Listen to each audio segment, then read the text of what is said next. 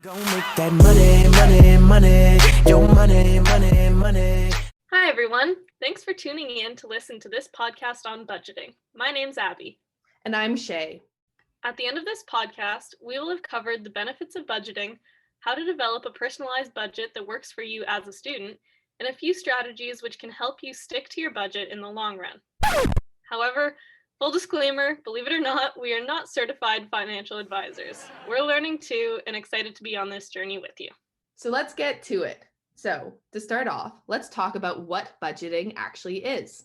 There are tons of wordy, financy definitions out there, but here's the one that resonated the most with us. Budgeting is about taking control of your money. We are essentially trying to become the masters of our money, rather than having our money dictate us. Overall, a budget is a template that can be used to guide spending over time. Speaking of templates, we hope this podcast can act as a template for your future budgeting endeavors. That being said, you may want to grab a pen and paper and write this all down and start learning. Budgeting as a student has many benefits. Still, the biggest ones we want to emphasize is its ability to decrease financial stress.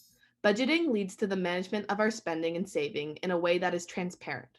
This way, we aren't shocked by expenses, unsure of how to pay our next bills, or worried about constantly trying to save every penny. It also helps us allocate some money for social events and treating ourselves. Feeling that we have control over our money can decrease stress, which is critical for good mental, physical, and emotional well-being. Overall, budgeting helps with balance. I know I'm always a bit stressed after dropping money on vodka crayons at the Brass. It's time for me to start budgeting too. We're all in this together. Together, everyone. Here are some steps to developing a budget that will help you stay within your limits and regulate your spending. Step 1. Decide on a budget duration. How long will you budget for? Do you want it to be on a weekly, monthly, or yearly basis? Or do you want to base it on the fall and winter semesters? Whatever it is great to have a timeline in mind. Moving on to step 2, identify your costs. During the time period you choose, where does most of your money go? Take a look at past receipts or check your spending on your bank's mobile app to see what you are spending the most on. It is also essential to distinguish between needs, wants, and irregular expenses. Your needs as a student are typically your routine costs like rent, utilities, groceries, and potentially insurance. Next are your wants, or your lifestyle costs. These can include socializing, treating yourself, recreational activities, and they're very important to consider. Taking care of yourself and doing things you enjoy sometimes have associated expenses. Prioritize healthy self-care strategies, but also remember that self-care doesn't always have to have a cost to it. Finally, think about any irregular expenses you might have, like birthday gifts, holiday gifts, taxes, or textbooks. Your budget may look different throughout the year when considering these costs. Next is step 3, prioritizing costs. After identifying what your costs are, it is important to decide what costs should be focused on more than others. Overall, it is helpful to stick to a 50-30-20 rule. 50% of spending goes towards your needs, 30% goes to your wants, and 20% can be allocated to savings or debt repayments. This way of budgeting will save your life. Oh, that was so bad. Ready? Oh, that was much better. Okay, moving on. Step 4, set long-term financial goals. Although a budget is mainly used to keep spending in check, it can also help us start to save money for the future. I know that I have more schooling ahead of me after graduation, and the tuition doesn't get any cheaper when you are doing a second degree. Big sigh. Think about your future costs. Are you hoping to buy a car soon? Do you need to start saving for grad school? Maybe you want to start renting your own place instead of living at your parents' house in the summer. These are things to consider allocating about 20% of your money accounted for in the budget towards savings. However, this amount can be adjusted. Think about the costs of what you are saving up for. How much are you planning on purchasing a car for? How much is the tuition at the grad school you want to attend? Once determining how much you need to save, consider how long it will take. Based on this, Should you be budgeting more money into the savings category so you aren't saving for that car for the next 20 years? Or should you stick to putting a decided amount monthly into a savings category so you can progress towards your future goals at a steady pace? It's always good to reevaluate every once in a while. Yeah, saving for my trip to Bali isn't looking too realistic these days. Guess Rock Thunder is gonna be my next big excursion for the next little while. I better save for some snowproof hiking boots instead. Anyway, those are the main steps to deciding on a budget. Now, just time to set it up visually so you can see whether you're sticking to your plan properly. If you're super Excel savvy, go for it. But if you're like most of us, Mint and Pocket Guard are a few helpful budgeting apps you should check out. As well, most bank apps have a spending tracker, which can help with your budgeting.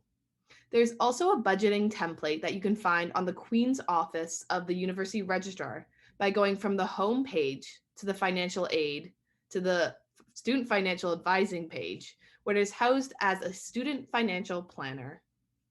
This planner may even be more helpful than us. Regardless of where you get your info from or how you do it, budgets are great. However, they are only as useful as you let them be. For example, for your budget to actually work, you have to stick to it. Once your budget has been developed, it is wise to track your spending to ensure you're within your limits. One way to keep within your budget is to shop consciously with your budget in mind. When at the store, ask yourself, what category would this purchase fit into? Am I within my limit in this category? Is this purchase necessary, or can I manage without it? Another way is to review your purchases after the fact and look at how much you have spent and think how much you have left for each part of your budget. Fortunately, there's actually a great budgeting trick that helps you stick to your budget. It's called the envelope system. The envelope system is a way to track exactly how much money you have in each budget category for the month by keeping your cash tucked away in envelopes. For example, you may choose to have envelopes for rent, utilities, groceries, eating out, going out with friends, etc. Essentially, you want an envelope for each of your budget categories. You will then put the allotted amount of cash for each category into their respective envelopes. Then, you spend only what is in the envelope for each category and nothing more. This method really forces you to stick to your budget and has many advantages, such as it keeps you on track, it enforces discipline, it holds you accountable, and it makes it pretty hard to overspend, our specialty. Regardless of what method you use to stick to your budget, it is important that you review your budget a week, 2 weeks, and a month after you made it. It can be hard to be realistic when making your budget. Often we forget how much we actually spend on getting late night smokes poutine each month. When you review your budget, you should make any adjustments necessary to suit your spending behaviors more accurately. Upon your initial review period, your ability to stick to your budget should be enhanced and more constant. However, as your financial situation will change over time, so should your budget. Make sure to update your budget as your finances change. However, if you find yourself over budget too often, it may be time to reflect on your spending habits. Perhaps your daily Starbucks order is getting in the way of your rent payments. Maybe your new Aritzia addiction is interfering with your long-term goal of a new pair of Timberlands. Fortunately for you, we've created an excellent podcast on tips and tricks to cut back on your expenses and save money. To learn more, you can find it at the Queen's Student Wellness Services social media pages. Love the shameless self-promotion. Back to this podcast. An excellent aspect of budgeting is that it allows you to plan for your future. By allotting some of your income and budget to long-term savings, you are not just getting by financially, but taking financial strides towards your goals. Luckily, there are many tips and tricks to help with the saving portion of budgeting. One method is bill automation. An automatic bill payment is when money is automatically transferred on a scheduled date to pay a recurring bill. For example, as a student, this could be used for paying for the internet, utilities, or paying off your credit card or student debt. You can set up automatic bill payments through your online checking account with your bank.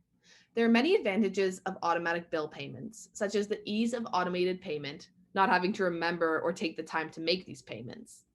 Therefore, bill automation helps you avoid late payments and actually has the potential to maintain or improve your credit score. Damn! It also ensures your money is spent first and foremost on your needs. But wait, there's more. Another similar method of sticking to your budget is making your savings automatic. This can be done by setting up regular deposits or transfers into your savings account so you don't end up spending all of your paycheck, and it allows you to work towards your long-term financial goals, as we mentioned. There are two ways to do this. A, you can use direct deposit to help you save. Most direct deposit programs allow you to split your paycheck, so a portion goes directly into your savings account while the rest goes into your checking account. Or B, schedule automatic transfers. These let you regularly transfer money to your savings account from your other account, like your checking account. However, make sure to schedule your transfers when you know you have enough money in the originating account, like after each payday. A great thing about this is that you can adjust your transfers or deposits anytime you want. But if you stay on the course, you could see big rewards over time. This can be super helpful for achieving your long-term financial goals. This was our final tip and trick. However, there are many other methods to create and manage your budget. Feel free to reach out to the Student Wellness Center, the Financial Literacy Peer Health Educators, or the University Registrar if you have any questions or want more advice. We've got your back. Overall, with these budgeting tips, we hope that you can get better control over your money. By understanding the benefits of budgeting, we hope you were inspired to develop your own individualized budget and use our recommendations to make the most out of it. We hope to make all students more financially literate, as poor finances have vast effects on physical, mental, and social health. With improved financial literacy, we hope students no longer survive financially, but thrive. We really be out here living our best financial lives. Thanks for listening. Money, money, your money, money, money. Go make that money, money, money, your money, money, money. Hi, everyone. Thanks for tuning in to listen to this podcast on budgeting. My name's Abby. And I'm Shay. At the end of this podcast, we will have covered the benefits of budgeting, how to develop a personalized budget that works for you as a student, and a few strategies which can help you stick to your budget in the long run.